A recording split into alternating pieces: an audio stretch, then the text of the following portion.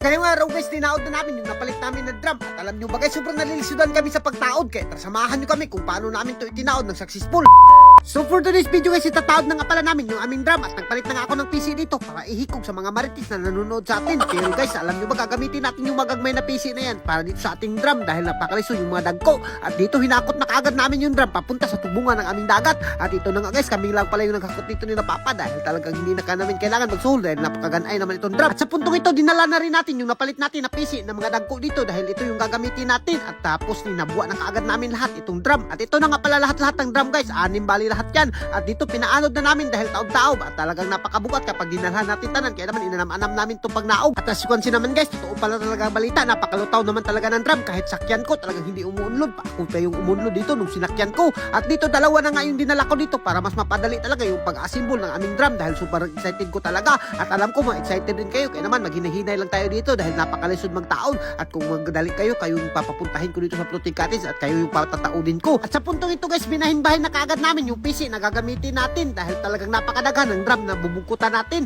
At sa puntong ito guys, sinimula na kaagad yung paglambod ni Papa G dito. At as you can see naman guys, speaking of paglambod, talagang napakalisod maglambod dito ng PC dahil lubog-lubog at hindi namin makita. At medyo umunlod pa yung Floating Cottage namin dahil palapit na bumunas. Kaya naman binangilan namin ito ng bangko. At ayan na nga guys, ito na nga yung resulta. At dito guys, talagang struggle namin sa pag-unload ng drum dahil hindi naman talaga basta-basta umuunlod ito. Nagkamali kasi kami ng plano dito guys. Dapat kasi pala inuna namin yung drum pero anya naman na hinayka na natin. Kaya naman aantosan na lang natin to. At dito guys, makikita nyo kung talagang nilisidan kami. 3 na kami nagpugong sa drum dyan pero hindi pa rin umuunlod. Sabi namin, ano kayang magandang isipin ito? At itinisting namin dito sa harapan. Nako, napakalisod naman talaga. Mas lalong lumala yung sitwasyon namin at hindi talaga namin kayang iunload yung drum. Sa tingin nyo guys, anong magandang idea kung paano ipasok tong drum? Kasi kami nalilisudan kami kahit 3 na kami. Siguro kung napakadaghan namin na tao dito ay kaya namin ito ipa-unload pero dahil 3 lang kami, kaya naman gumawa kami ng sariling paraan namin at sariling diskarte namin kung paano namin ito itaod yung drum. At dito dahil nahinaykan na namin na ganito na talaga yung style niya, kaya naman ibubungkot na lang namin to sa kilid at magsisilbing katig-katig niya at goods na goods pa rin naman to. Hindi naman to uunload pero kailangan muna natin itong testingan para malaman natin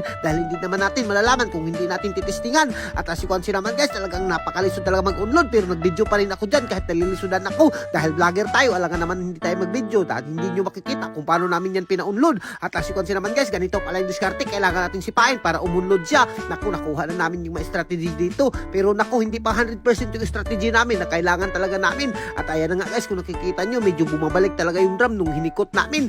At dito guys, naghuna-una muna kami ng bagong diskarte namin kung paano namin to ipapa-unload tong drum. At sa puntong ito guys, binugkot namin isa-isa para naman hindi kami malisudan at para umangat konti yung ating Floating Cottage. Pero sa puntong ito guys, mas lalong lumala yung sitwasyon na naman. At ayan na nga, talagang napakalisod na at parang umunlod na yung Floating Cottage namin. At kung nakikita yung sitwasyon sa drum guys, talagang hindi pa umunlod. Kaya naman kailangan naman namin itong sikadan at nagupi na nga yung drum dyan sa kakasikad namin. At sa puntong ito, nakakatawa na lang talaga yung sitwasyon namin dahil 3 lang kami. At dito gumawa na kami ng paraan guys, tinungtungan ko na yung drum para umunlod. At dito parang naging successful naman yung pagtungtong ko at umunlod na. Sino pa namang hindi maunlod yan? Napakabugat ko naman talaga. At dito guys, nagtuloy-tuloy na nga sila Papa G sa pagbungkot dito dahil naging goods naman yung daga ng ating drum. At panoorin nyo to sa mga susunod na video natin guys dahil papalutawin na natin to atong Floating Cottage kung naging successful ba yung pagtaod namin sa drum at kung hindi pa bupalpak. Kaya naman hanggang dito lang muna kami. Thank you, God bless you all. Mabuhay kayong lahat yan mga idol hanggat gusto nyo.